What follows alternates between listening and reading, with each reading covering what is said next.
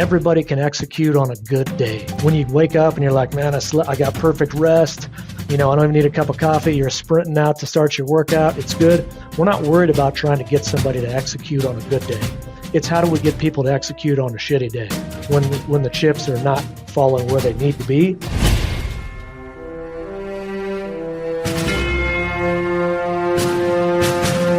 Welcome to Mindset Lessons from the Field. I'm Gina Casazza, the author of the upcoming memoir, Training with the SEAL. Today's guest is a retired Green Beret with over 2 decades of service, including time as a Special Forces commander, a strategic planner, and even a Mandarin student at the Defense Language Institute. Now he's leading employee whole health and well-being for the Phoenix Veteran Association, helping over 4,000 staff members and 150 veterans live fuller lives. He's a husband, a father, a mindset coach, and someone who believes we grow by doing hard things with a smile on our face. Ladies and gentlemen, Dustin Delcoure. Dustin, thank you so much for being on the show. Hey, great to be here. Appreciate the invite. Oh, of course. So I usually go with what drew you to being a Green Beret in the first place kind of question, and you were in it for a very long time. But I have to ask, as someone who is a planner,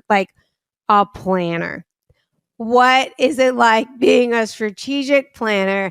And do you have anything for civilians in terms of, because I'll tell you, I have a lot of friends and family members who are all like, I wing it. And I just my blood boils at the wing it thing. So I got to get some advice from a strategic planner, especially in the civilian world. I'll give you a couple tidbits. One, as they always say, no plan survives first contact. So you shouldn't expect it to go perfect, because that's not how life works, and that's not how any plan's going to work either. I don't know if there's a secret sauce. Yeah, we have a framework that we use for military planning, but I think what really brings together any plan that has a solid outcome is the team that you put together to execute the plan.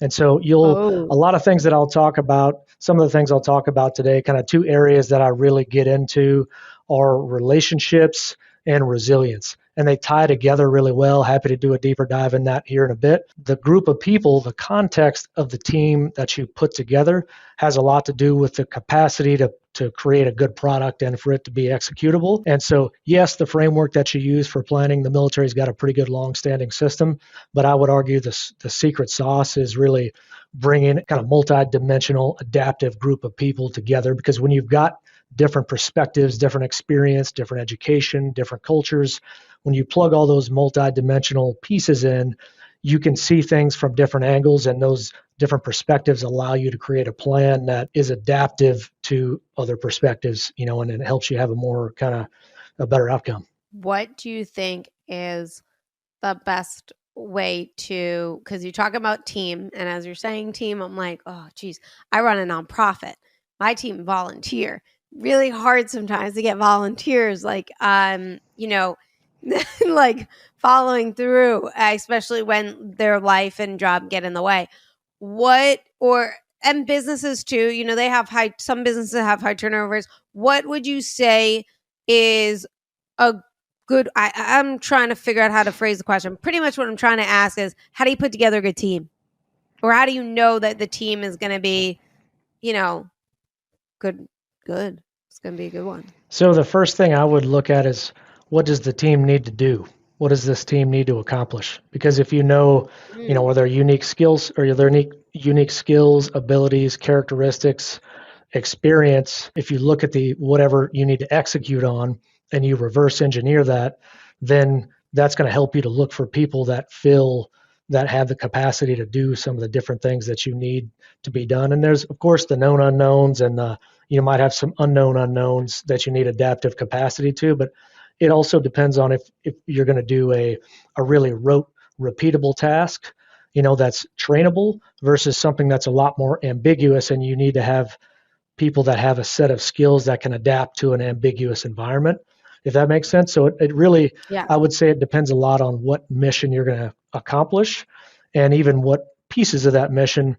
The more that you can understand that, then you could go and look for someone that has either the capacity to be trained to do that, or has a good fit for that role. And when you look at a lot of, I'm not going to speak for the whole special operations community, unless they've changed something real recently. The way that the Special Forces assessment works is they went and they looked at high performers in the Green Berets, and they looked at the characteristics that those people had. And then they used a system called the Assessment Center methodology. There's some other frameworks that went into it. Don't want to go too deep, but that's kind of the approach they took. They said, hey, what are the attributes of the people that have done this job really effectively? And then let's go and see if we can find some people that have those attributes. And in that case, a lot of it is getting people who are trainable within the direction you need to train them to complete that mission, and then adapt in that environment. That's where I'll start, is looking, understanding what you're going to do, and then seeing, kind of reverse engineering that and saying, okay, how can I go and find people that fill that niche? Then I'll get into the, depending on which direction we take this, I can, as I start talking about relationships and people, knowing your people has a lot to do with that, regardless of what mission you're executing. If you're bringing somebody onto the team, understanding kind of their personal situation and what they bring to the table, skills, characteristics, abilities, those play a lot as well. Because let's say if somebody's got a family situation or a limitation or a unique thing that's going on and you don't have awareness of that, then you don't have the ability to support them effectively. And sometimes you can see that show up in someone's lack of performance. And it ends up being an area that if you're aware of and you can support them, they can really become a solid player for you. I'm deep in this. Let's keep going. and then we'll go. I'm curious. And especially as you mentioned, the relationship resilience thing, let's keep going. Okay. So I'll have this is just Dustin's own kind of 4 key themes that I like to share. And so those themes, I'll get into how this ties to the team. If you give me a sec to walk us through a little bit. So there's 4 themes that I think are pretty relevant. This connects with a couple of things: getting to know yourself and getting to know your people or your team. Whatever that, your people could be your family, could be your teammates in your nonprofit, could be who you need to interact with. And so that the first one is mindfulness, paying attention on purpose in the moment, non-judgmentally. I deal with folks from a real wide spectrum. And so some are like super like non-hippie, not like, that sounds too hippie-ish, it's leafy. Others are more practical, kind of full spectrum, like, hey, look, it's just practical. It's paying attention to the things that are important to you for reasons that are important to you. And when you find that your mind is elsewhere, kind of having some awareness of that and bringing it back on point, that's just super practical. If you're out there wandering focus-wise, then you're not moving the needle on what's important to you. And realistically, there are a lot of other positive benefits to it, health and well-being and performance. But bottom line is that's one piece of my kind of framework, mindfulness. Highly encourage people to invite people to take a shot at it. All it takes is 1 minute paying attention to your breath. If you're like me, your mind will wander. About 2 seconds into that, you'll have to nudge it back in. You build some mental muscle every time you nudge it back in. If you never look to see if your mind's wandering, then you never get to bring it back, and you don't get to build that muscle bringing it back onto the task. So mindfulness, paying attention on purpose in the moment, non-judgmentally, super practical. Highly invite folks to check it out. Next is purpose. Everybody can execute on a good day. When you wake up and you're like, man, I got perfect rest. I don't even need a cup of coffee. You're sprinting out to start your workout. It's good. We're not worried about trying to get somebody to execute on a good day. It's how do we get people to execute on a shitty day when the chips are not falling where they need to be. Knowing where you draw your sense of purpose is a highly valuable asset when you have a rough day. Because when you have a reason to get out of bed on that crappy day, whether it's a rainy day or your joints are hurting, or we could think of any measure of complexities that you encounter.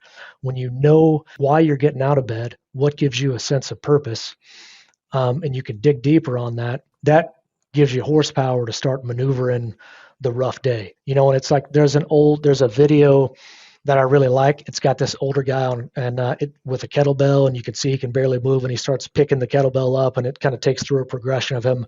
It's like a 70-year-old guy lifting this kettlebell, and it's like, what's going on? Fast forward to Christmas. His granddaughter comes over, he goes over to the granddaughter's house for Christmas, and he brings a box, opens it up, and it's got the star on top of the Christmas tree. So his little granddaughter it's assumed to be the granddaughter, opens this box from the grandfather, and it's a little star for the Christmas tree. And he picks her up and he holds her up in the air so she can fix the Christmas tree or the star to the top of the Christmas tree. But the point is, like, It's like, hey, here's an older gentleman who was not in good shape, had some movement issues, but he created this visualization of like, I'm gonna give this star to my granddaughter and I'm gonna lift her up, so she can put that star on the Christmas tree. Point is, that's real. When you can visually, kind of say like, this is what I'm here for, to be a granddad. And you can peel the onion layers. I would argue the more that you peel the onion layers on who you are, the more you're going to have the capacity to dig into it when you're having a tough time. Like people, they end up going to soft selections or training courses, ranger school, whatever. And you see people, I personally did in my own situation, like they're like, they're halfway through. They've already done a lot of the really difficult stuff. And they're like, no, my family, I can't leave my family behind, or I can't, where they make up an excuse where they have to go. When you have that purpose and you look at your own kind of situation and how it's connected to it, when you encounter those roadblocks and you're like, I don't know if I want to be here, you go back and you say like, oh, I know I want to be here. This is it. Mm-hmm. So, and if you look at some of the theories, like self-determination theory, this is really connected to that. Essentially, it's the psychological theory that looks at intrinsic internal motivation, and it's got a lot more horsepower compared to external, like carrot stick motivation. And so essentially, when we can do that, we peel the onion layers, you tap into your own internal intrinsic motivation. It's something that helps kind of build that foundation for you to navigate a tough situation. And of course, reps matter. The more you can visualize that, think about it, that's a good thing. So next, there's purpose kind of, and you could, we could dig deeper, look into values, look into other, that also can change throughout your life. It's not fixed. You might have something that might be different when you're 50 than when you were 30, but revisiting it, kind of keeping that thing fresh, highly recommend. The next one, which is really probably my favorite, and this is where the relationships and the resilience start to connect a bit, is context. Context matters. And if we're looking at a team, there's a couple halves of it. The first half is the context of like, what's the human situation for your teammate? What does their family situation look like? Where were they educated? Where did they grow up? Where have they traveled? And so if you have a teammate, let's say they've got a Hispanic culture and they've got a daughter who's coming of age and they're going to have a quinceañera, or in the Philippines, we call it like debut, or if you're going to have a bar mitzvah if you're Jewish, or a lot of cultures have these, coming of age.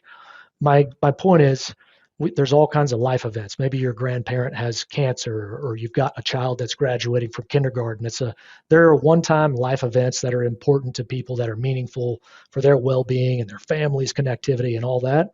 And so if you don't take the time to get to know the context of that teammate, and it, kind of depends on what your team is. You might have different variations of that in your life. Then you can't support somebody for that event that they've got coming up. And so one is being able to, support somebody for unique situations. And those can be all over the place. This is where I say, like process, policy, regulation, those things are organizationally important, and they're maybe more important in some organizations than less. But there's a space in between policy, process, regulation, and mission accomplishment. And that space the leader fills. And the leader fills, that's what you get to with mission execution. The leader understanding kind of that, what's the unique situation. There's no manual at your organization. Even if you work in a bureaucracy, there's no manual that says what you do for a quinceañera. There's no manual that says, well, you have to do this for third grade graduation for someone's kid. A simple example of the messier space that the leader needs to be adaptive enough to fill on their own. And so, a lot of people are hesitant. It's a double-edged sword. You ask people, you learn that stuff. But yes, if you're going to be a leader or a good teammate, you're going to have to work through the difficulty of, now that I know about this person's situation, I'm going to need to work with that as an effective teammate and a leader to get good outcomes. So there's one, the personal kind of side of that, and like their life stuff that they have going on, if that makes sense. The other side of context is like, what do they bring to the table? Experience, skills, abilities, etc. I'll give you an example. Like, was working with some healthcare folks, have a nurse practitioner who was an anthropologist.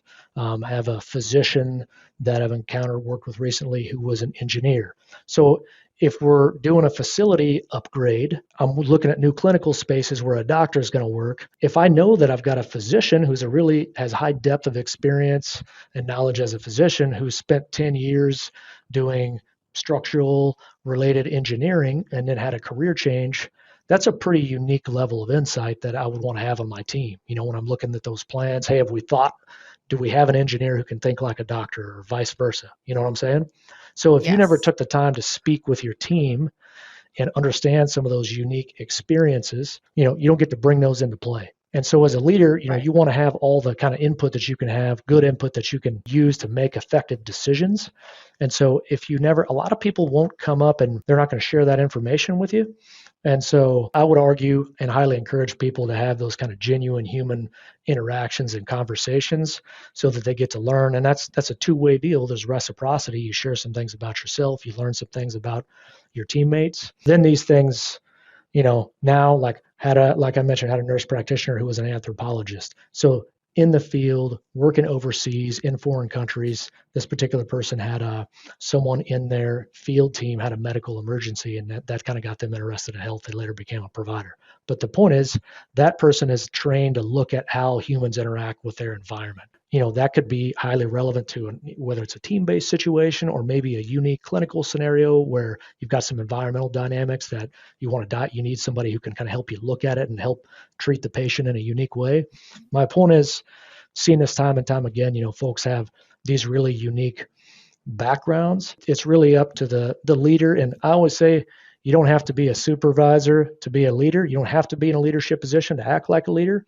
Sometimes you have to lead up and kind of demonstrate that environment to others. But if you are a supervisor or in a position, you certainly need to be executing and acting like a leader. So I'll give you another example. When I was getting into my master's research stuff on cross-cultural interpersonal skills, was talking with a guy who was a Marine officer, had been in Iraq, and they were handling logistical stuff, and they were handing out food. I want to say it was corn or rice to a large population in a contentious area. So got a lot of insurgents, a lot of unruly people, also a lot of people that haven't had access to like basic resources. So they're hungry, they're thirsty, they're scared because there's a war going on around them, and they've got all these trucks with food on them. And of course, everyone's running to the trucks to like, give me food.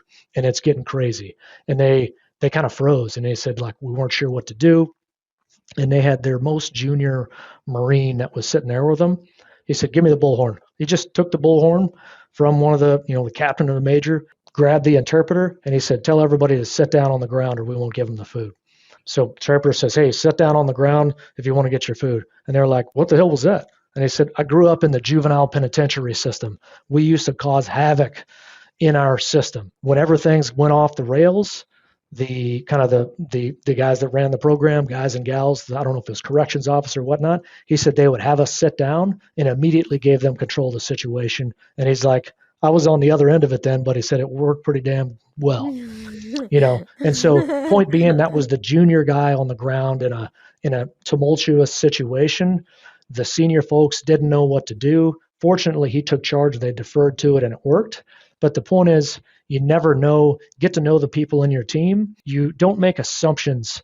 Here's the phrase that I think is a really valuable one. A lot of people are talking about empathy and the importance of empathy. It's critical. But the point that you need to connect with if you're going to dive into empathy is only as good as its accuracy.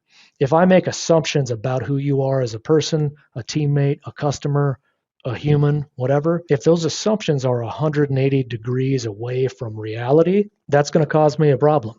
It may pour gas on the fire. It may, impact mission accomplishment.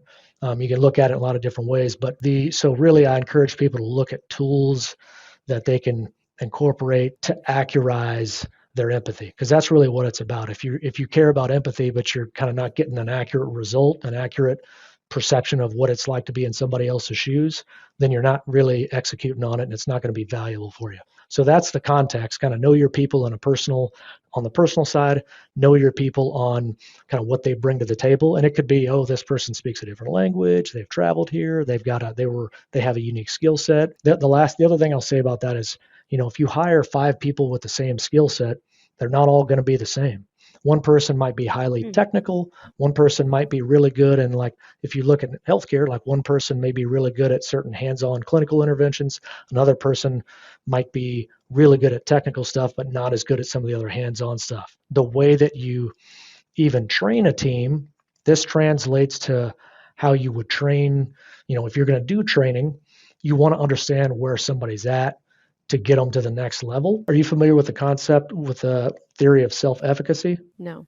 Okay, so it's another pretty important theory for mental performance, and just kind of it's essentially the definition is confidence in your ability to achieve a task or goal. So it's kind of like Okay. confidence, but self-efficacy is the reference.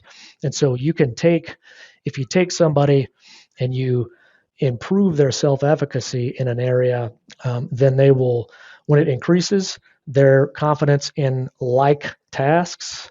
So if it's like a sporting event or biking and you're going to do some other kind of sporting related events, if you can teach them a skill and they can level up in that area, then their confidence to be able to do similar items, similar activities is going to go up. And typically, if someone's self-efficacy improves in one area, you'll get some positive value, like they'll be more confident to take on any new task, but it's stronger in the area that they had the success in. The importance is, if you use this like a swimming pool analogy, if we're Okay. going to bring you to a pool and teach you to swim, or look at kind of enhancing your swimming skill, if you can float and you're not afraid of being in the water, but your strokes aren't really that well, you can't move in the water, maybe I'm going to put you in the deep end, or because you're already comfortable off your feet. You can float, you can manage your buoyancy. So we're going to work on some movement stuff, and kind of how to position yourself in the water, how to move your hands, whatever. That's great. But if you've never been in the water before, maybe we're going to have you put your face in the water. We're going to show you some buoyancy where you can put your feet down. We're going to start at a different level. If I put that person who has never been in the water, maybe is afraid of water, and I just threw them in the deep end and then they nearly drowned and you had to pull them out, or just they got really scared, a strong failure like that will take someone's self-efficacy downward. It's one of those things where if you knowing your people, if you're going to bring in training and help to develop them, knowing where somebody is at helps you to create a training environment. You want to be able to do stuff that levels up, that's harder than you're currently doing. But if you take someone and you give them a task that's, if they're like 1 to 10, it's easy, 1 is easy, 10's hard. If you're at a 1 and I give you a 10, that's like kicking you down and putting you in a position where your self-efficacy is going to go downward, and it's going to reduce your confidence. And that's not what you want to do to build a good teammate. If someone's at a 1, you might want to frame them up for a task that's a 2. And what's interesting is some people, sometimes to that person, the 2 might look like it's a 10, but if you kind of understand the environment, you can shape it so that it's really like a 99% success rate. You can tee somebody up for a successful 2 when they feel like it's a 10, and they get a really good confidence boost, and now they're ready to move up to the next level quicker. So if that makes sense context wise, kind of that also helps you develop people. It also helps you, if you look at it for yourself. If I'm working with folks that are going to do, like, let's say, a soft selection, this is when you look at the increasingly difficult environmental dynamics. So if you're going to do, let's say, land navigation, if you've never done land navigation, then we're going to start out in like the most simple. Maybe you're walking the roads and going for intersections, and then we add in some terrain, and then you add complexity, and that builds that self-efficacy in a meaningful manner. So you're not going to put somebody out that doesn't know how to read a map and compass at night in the rain, carrying 50 pounds, and be like, good luck, Chuck. That's not going to work. But it seems so simple, Gina, but people they want to do hard stuff, and they get out and they, instead of paying attention and being respectful for the fact that I'm a 1, and having a little humility and saying, hey, I can go and talk to somebody else who's got some more experience in this, start out at the 1 or 2 level. We want you to do hard stuff, but I'm not looking to send people's self-efficacy in the wrong way. It's good to kind of ratchet things up. And then if you build some reps doing difficult things, when you start to build some reps and you increase that self-efficacy, where you kind of slowly add some layers onto your environmental difficulty, then it creates more capacity to have a fail. If you've never had any successes, you need a few of those kind of wins to bolster your confidence and your self-efficacy. And that can be in some increasingly difficult environments. And it also builds kind of some muscle memory, some awareness of your environment. You have a little more capacity to fall on your face and get back up. So those reps build a baseline for you to then be able to kind of bring in more failure and have enough mental capacity to learn, to be able to say, I can go in and learn from this failure and take a growth mindset approach. And the biggest way to build self-efficacy is by doing an action. You can also build it by vicarious learning. So let's say, if we're doing land navigation, I'm going to show Gina how to do land navigation. I give you a class and maybe we walk together and you watch me do it. That's another way to build self-efficacy, and it's a pretty good one.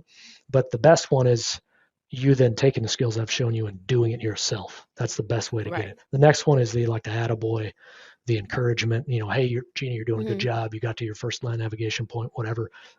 That's another way to do it. And then there's like the kind of physiological, the feeling, the arousal that you get body wise. So, I mean, really, if you look at those things, like that's another aspect of knowing your teammate. And then if you're going to set them up to mentor them and develop them, knowing that you can use some of these levers in a positive sense to help to get them to the next level. Like, okay, let's train you this skill, see where you're at. Let's train you in this.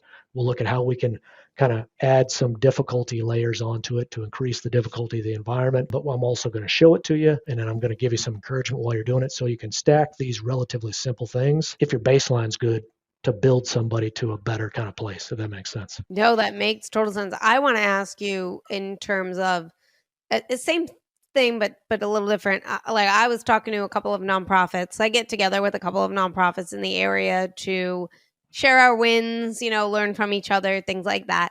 And I said, I'm getting these volunteers and I run a nonprofit that increases literacy in kids while also building self-esteem, self-worth, and a sense of belonging. And we do that through author visits. And we get these volunteers and they're like, I love kids. And I'm like, great. But they assume that they're going to be working with the kids. And it's like, no, like the volunteer, there is no working with kids. First of all, it's an assembly that we do. And number two, it's like most of my stuff I need is admin. It's just, you connecting me to schools, you connecting me fundraising and coming to events. And I'm talking to my other nonprofits and they're like, oh my God, every time people want to volunteer and they want to work with the kids or they want to work with the animals, whatever, organization I'm working with. They go, and that's when we lose people because then they sit down and they're like, oh, they just want me to just send emails. And I'm like, no, but that's such a big help for me. Like, but they don't want to do that part. What they want to go straight to the top, like how do you function and deal with teams or work with teams that want to go straight to the top instead of those little steps that then, as working their way up. Does that make sense? I could see a couple things going on here. And one, you might have somebody coming in who just has no interest in doing that other task. It could be if you have a developmental path where you're like, hey, if you come on board and you help us kind of streamline some of the administrative stuff, that'll create, let's just say, I'm just making this up, like maybe that would create organizational capacity for someone to be able to come and help out at some interactions with children, at some events or something like that. And so you could, kind of how your capacity to, or your ability to kind of be candid about the skills that you need and the organizational kind of status right now and how you need that skill set to bring you to the next level. But if you had that trajectory, kind of building that into the sales pitch, but also thinking about how kind of you also want to be able to deliver what you've within reason. Hey, we're going organization. There's going to be some adaptation, but say, hey, look, so how you communicate, I think that environment is going to be part of it. I'm picking up what you're putting down. People want to have that connectivity with kids. I would argue there are also some people who prefer the administrative task. They're maybe more introverted and they want to be connected with bringing meaningful things to children and some of the other stuff you're doing. And so there may be an opportunity space to advertise, like someone want to be connected with a nonprofit. And I think maybe selling the purpose of the organization so people can get that, if that's the meaningfulness for them to be getting involved, but also that couple options. You try to target people that have that administrative specific background and interest, but that's connected to the purpose of the organization, which is maybe connected to their individual purpose. Secondarily is being able to, if the trajectory is feasible, like, hey, we need your help in this administrative space to get us to a place where you can do more of that interaction, kind of showing them, visualizing the opportunity space if they're willing to put that in. This podcast episode is brought to you by Thrivers Coffee. Podcast guest Nick McKinley's company, Deliver Fund, brings you guys Thrivers Coffee. It is ethically sourced, it's organic, and it supports traffic survivors. That is right. Thrivers Coffee is all about empowering us to making a difference in the fight to end human trafficking. That's why 100% of the proceeds go directly towards their goal of bringing freedom to victims of human trafficking. So if you guys love coffee that is organic, ethically sourced, and tastes absolutely delicious, and want to help to end the fight of human trafficking, check out Nick McKinley's company, Thrivers Coffee. I like that, the incentives. Actually, it's funny you said that because yesterday me and another nonprofit were talking about something and he was like, man, crickets half the time, or they just don't show up, or they stop showing up, and he's like, now I put incentives behind things and it's a game changer. And I was like, oh, interesting. And I wanted, since you teach candidates, for special operations to mentally prepare, what do you feel like the number one mindset mistake is that people make? First, can I go back to the fourth kind of theme that I was going to cover off, mindfulness, purpose, context. Yes. The fourth thing I was going to cover there is opportunity space. And that's really the lifestyle stuff, right? Like if you were going into a medical appointment, yes, I do work for the VA. This is just Dustin. This is not on behalf of the VA. Regardless of where you go to your provider, that's a 30-minute appointment, a 1-hour appointment. While there are meaningful things that can happen there's 24 hours in a day. I like to tell folks, hey, what you're doing with the other 23 and a half or 23 hours a day is going to be the way that you manage your lifestyle is going to be the biggest impactor of your health, well-being, and performance. Like you're holding the keys to the castle. And so when we get into like the special operations, kind of the mental performance stuff, that's an aspect of it, because while I let's say have a class on self-efficacy that gets into the stuff I was talking about, and it can go and say, okay, what are the tasks for your selection, right? Like, let's break that down kind of so you can have respect for your current status and start kind of building a trajectory of how you would develop that skill set in a meaningful way, looking at that and kind of calibrating what you need to do and where you're at. But really where I would start, I would take a look at some of the lifestyle stuff. A lot of people don't know things like nutrition, movement, sleep, mind-body connection. Can I don't mean to, I just want to do just right now, like right before we get on this call, I'm doing a Battle of the Cakes event for my nonprofit.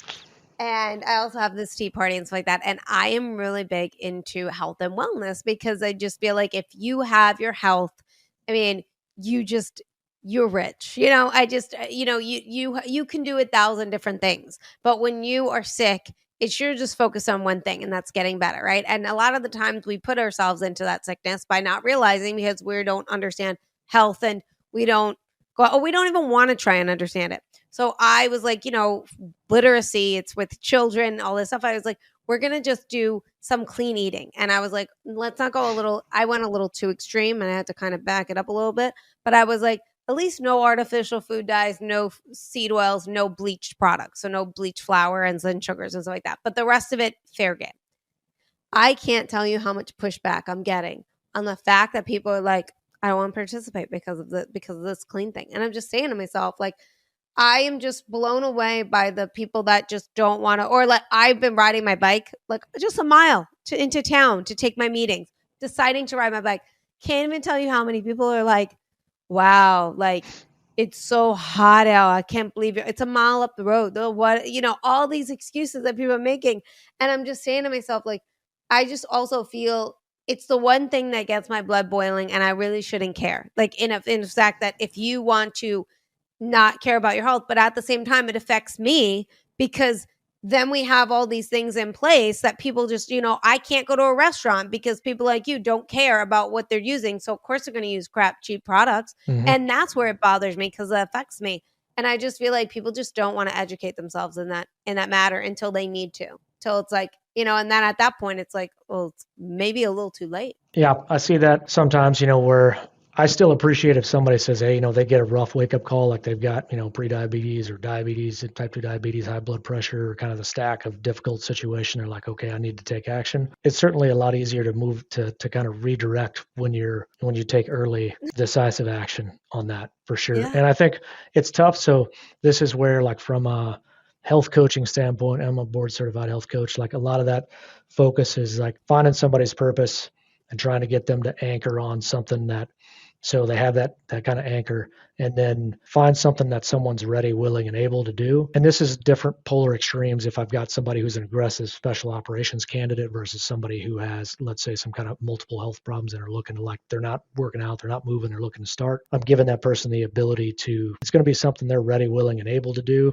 And they're going to pick we're kind of, that coaching process is helping them to choose something that they're ready to start doing, whether it's like, hey, I'm going to start looking at sleep, or I'm going to start looking at nutrition. I think the tough part is it's frustrating where sometimes they don't have that awareness. And what I've found, Gina, a lot of times is people that just don't know. Despite we have this environment now with AI and information at all of our fingertips, but I encounter quite a few folks that they're not familiar with the basics of sleep, the basics of exercise, nutrition. They really aren't. So a lot of it's kind of like, I try to, so if people are interested, create some of the baseline education just to get people like, because they were like, oh wow, I didn't know that. And so can I just ask you, do you, for our listeners that are listening that are like, oh my gosh, I really want to know the basics and stuff like that, do you do coaching where people can like, where I'm going to have your link and stuff like that in this episode, but I want to know, like, do you do anything with one-on-ones, or do you do trainings that people can join, or lives or anything like that,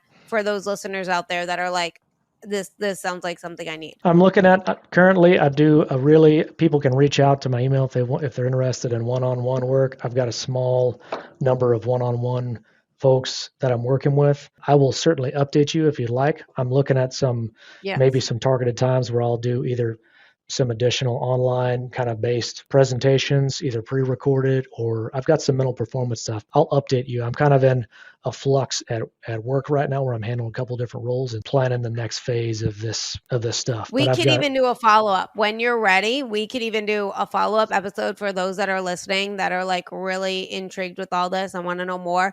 And we could also do an article on the Substack for those that are following, because I think, you're talking about the basics and you're talking about people don't know. Like, I just had a phone call with someone today and we were talking about like chicken and like organic, not organic. And I go, well, is it air chilled? And they were like, didn't know. And I was like, hey, that was me a couple months ago. Like, I didn't know that, if it's not air chilled, it's processed in bleach. And here I am eating this chicken. Doesn't matter if it's organic or not. And it's processed in bleach. It's processed the same way. And, it's just little things like that like, we don't know. Well, I feel like that's a little bit more, it just seems so simple, but, just understanding the basics of sleep, of movement. We hear about it all the time, but it's another thing to understand, your body, setting that rhythm, what works for you in sleeping, and for me, I'm all about testing things out.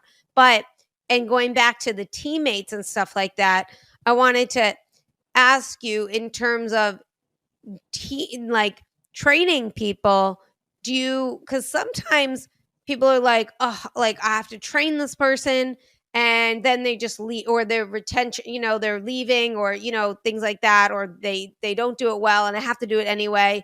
Like, what do you have for people too, in terms of, as we're talking more about teamwork and understanding all sorts of stuff, like training people and the time that you have to put into it? Because sometimes people are like, I just don't even want to put in the time. It's more time for me. I mean, like in terms of training your teammates or people as a leader or stuff like that. I mean, I would say it's tough. Like, your teammates, it's one thing in special ops, like you're together. It's like, you're in it for a certain amount of time. And, with work, I could quit at any time. People can leave me at any time. It's a different thing. And I'm curious in terms of translating into the civilians listening. So I would say this is a generalized statement, but it travels we can put it into a lot of these different areas. If you want return on investment, you have to invest. If you want to have a better body composition, you got to look at how am I moving, how am I eating, how am I, kind of how am I interacting with my environment. If I want to have, if I need to have teammates that have a better outcome, that have, a higher depth of skill, that know how to interact in my organization, that meet, they're not aligning with my organizational values, that doesn't mean you're going to have to stay, and because I'm a big proponent of that 7 to 9 hours of sleep and taking care of yourself. So that doesn't mean you got to work till midnight every night, but you might have to lean in a little bit deeper to develop the relationship, understand the person, or to prepare someone, or to kind of get them into that training process.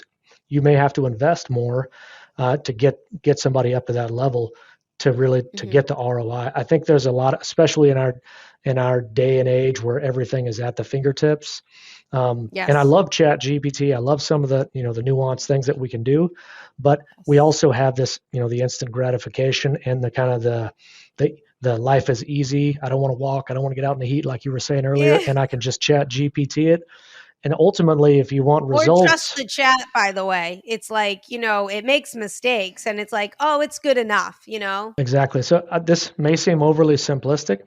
A lot of things really come down to the basics. If you want to have a better teammate, if you want to have a better culture environment, you're going to have to lean in and put some effort into it. You can't just show up and be like, this team sucks. Like you've got to say, okay, how can I get into the mechanics? It seems like kind of a wise ass statement, but I confront that stuff pretty often where we're like, hey, I've worked with folks that are, the team's been together 10, 15, 20 years, and they've got internal conflict that might have been taking place, and they like, okay, we've been here for a long time. Have folks ever had a barbecue? They ever had lunch? Have they ever, had a coffee together? No, we don't do personal stuff. I'm like, look, you're investing, if you're at a job, you're there 8 hours a day, typically, sometimes longer, more time with those people than you spend with your family. And so, again, but a lot of people just get right down to their task. They don't consider how much their task relies on the network that they're inserted into, and they don't invest in that network, and they reap the rewards, or, the opposite of that. Hopefully I didn't go too much off.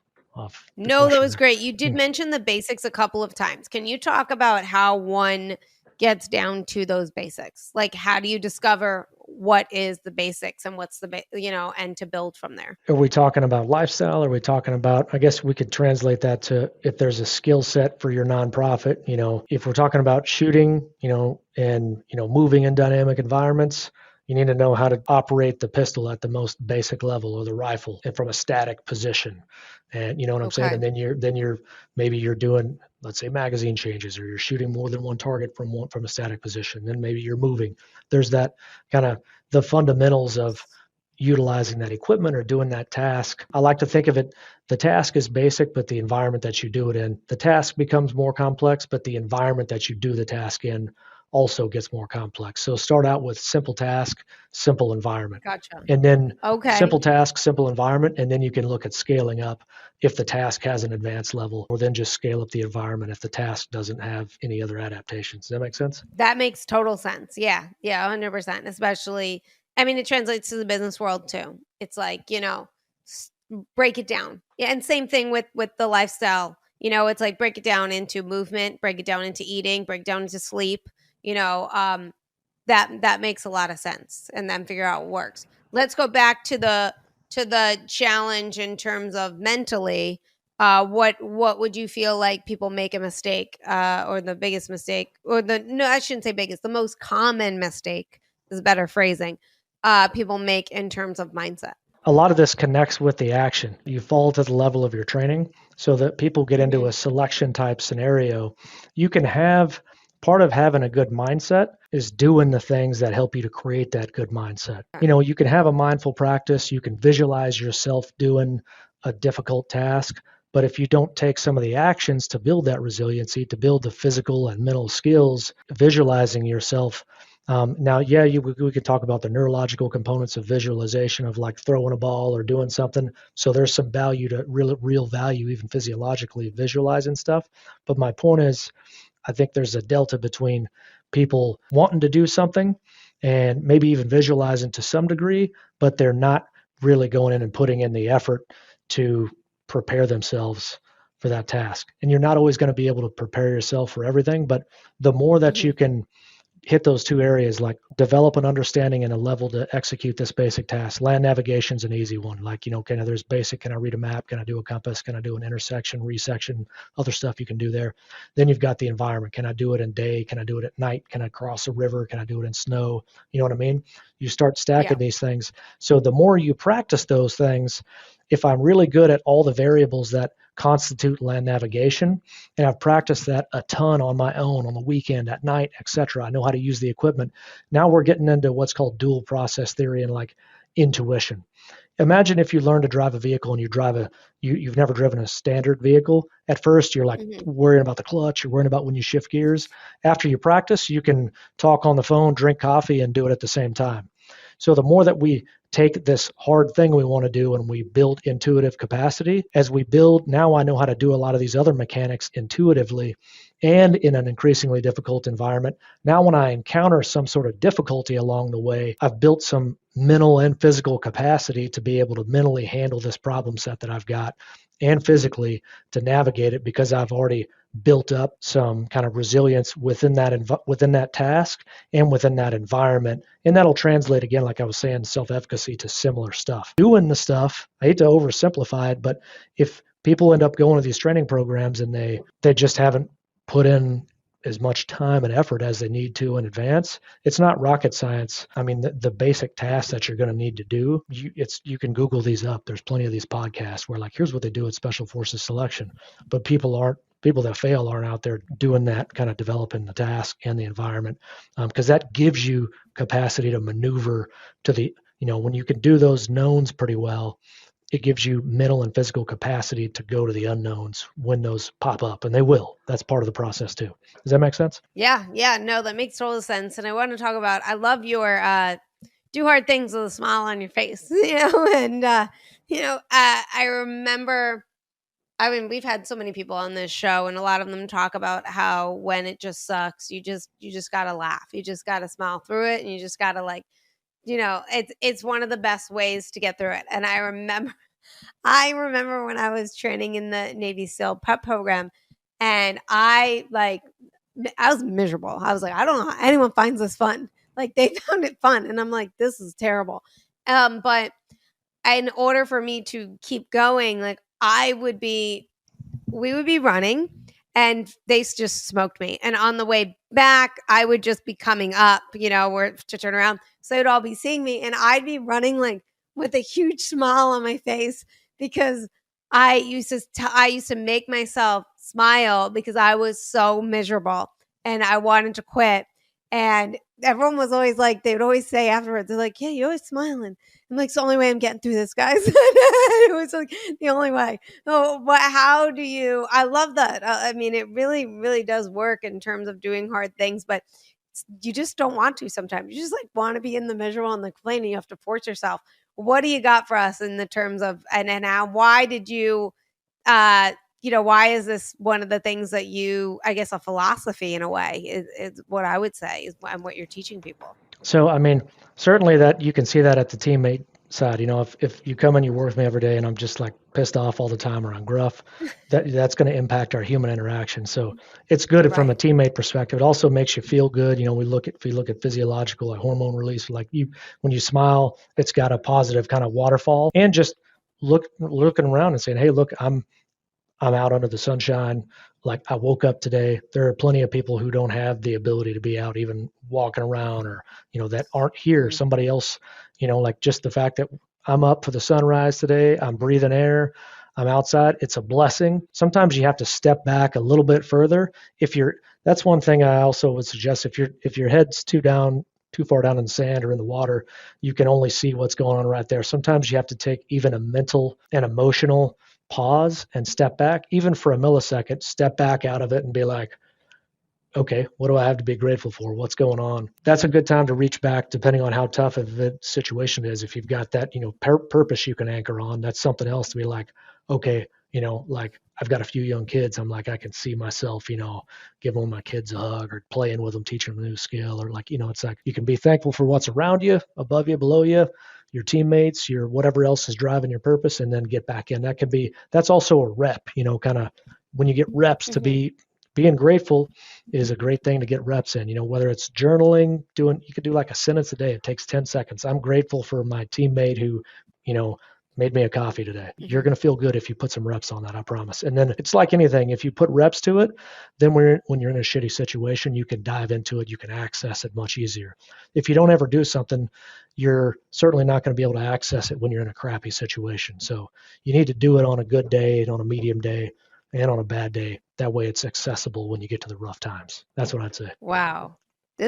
I will say, I'm really grateful that I started where I started in this, because unfortunately we didn't even get to I'm curious on what drew you into being a Green Beret, and you were there for so long and all the stuff that you've done. I have so many questions for you, but it is an hour show, and I just feel like our listeners, myself, I got so much value out of everything that you said. And I would love to bring you back and when you're ready to move forward with trainings and all that stuff. But I do need to ask, I know we touched base on so many stuff, but do you have advice? This is like one of my wrap-up questions that I give to people is, what do you have for us to do on a daily basis to help strengthen our mindset for when those inevitable challenges come our way? Not sure if you would expect this one or not. I would say, if I had to pick one thing, I would say your sleep. And I know it seems odd. If you take away someone's sleep, it's like cutting your matchstick. The more sleep you take away, the more of your matchstick you lose. Your cognitive, your mental, your emotional matchstick. And so, yeah, there's times where we need to be able to go in and perform on less sleep. But if you're training to be your best self, I highly encourage you to look at that 7 to 9 hours of sleep, your sleep environment. It's like running, if you want to have that Ferrari, you want to run it without the oil change, with a slick set of cheap tires on it. That's my number one. Take a look at your sleep. I promise just about anybody can make some small adjustments in it, and it really significant factor in your decision making. Honestly, your immune response, your health, like the whole shoot match, but specifically mental and decision making, etc. Do you have a sleep routine? Yep. So I go to bed. I have 3 young kids, but I go to bed. My wife and I would go to bed with the kids. Shenanigans happen, but make a point to dial down, stay off the devices about an hour in advance. Try to get my kids, they're all getting into reading age, so sometimes we'll do a little reading. Last night we played Uno. That got a little bit more energetic than to dial down the sleep environment, but it was cool. It was worth it. So anyway, try to power it down, stay off the screen. I do a sleep mask. I highly recommend folks try a sleep mask. Why? Yeah, dark environment's great. It's a cheaper way to get the environment dark. Everybody's touching a device nowadays. I think the biggest benefit, this is anecdotal from Dustin here, but N of one, but you put that mask on and obviously you can't look at your phone when you have a sleep mask. So it's a decision. My kids know when the mask goes on, it's like, it's time, so it's a decision point. Mask goes on, it's game time. It helps you stay away from the device and you get a little more quicker melatonin release because the darker environment. I use a mouth tape as well, which is another signal, like, not going to talk anymore. We could get into like physiology of breathing and why nose breathing is healthy. Again, check with your clinician. I'm not saying that's a fit for everybody, but those are my signals. I plan to ramp down an hour ahead, but I put the mask, I put the tape, and it's like game time. Let's do it. Lights out. Yeah. People always are like, man, the moment your head hits the pillow, you're a great sleeper. I'm like, I trained for this. It's like, there were moments in my life where I was not a very good sleeper and I'm like pacing all night. Like it was rough. I'm like, I trained for this. I have the glasses, the red light glasses that go on like as the sun goes down. So that way, if I am going to do some computer work, like, I have these glasses on and then I'm like, I have a marketing director who's like, I go all night. And I'm like, that's great. I don't, 8 o'clock. If you email me, you're not getting a response, every once in a while, it happens where I'm in the computer doing a deadline that, especially when it's podcast due date. But aside from that, I have these hard outs and I do a little bit of movement before bed. And then the moment my head hits that pillow, it just knows like it's time to go. Like that's it. And I will say, it's like I wake up and my family is always like so energetic in the morning. And I go, I sleep well. Like that's it. Like I wake up once, 3 a.m. I wake up, I have a sip of water, I go right back to bed. That's it. And I fall right asleep. It's just, I agree with you in the sleep part. It's so crucial. Because when I'm not, like, especially at nighttime, I'm just not, my body knows it's time to sleep. We look forward to that. It's a recharge because I am so exhausted throughout the day. Like I make sure I get myself so physically exhausted that when my head hits the pillow, it's ready to go. So I look forward to it. Right. And if I have to go a little bit later, my body is just, it's not happy. It's just, it needs that rest, so yeah. You're spot on with that. And no one's 7 episodes into this podcast and no one has mentioned that one on the final question. So that's definitely going to be a book chapter. Thank you so much for that. And thanks for being on the show. You're really fantastic. I really look forward to having you back. Awesome. Looking forward to it. Yeah. Think about those relationships. Think about resilience. They connect. Think about how you're getting to know your teammates and taking care of them. Really appreciate your time, Gina. Take care. Thank you. Thank you. And everyone that's listening, please like, share, comment, subscribe, become a Substack member for those bonus chapters, especially this coming one about sleep. And I will see you guys all next Wednesday. Thank you.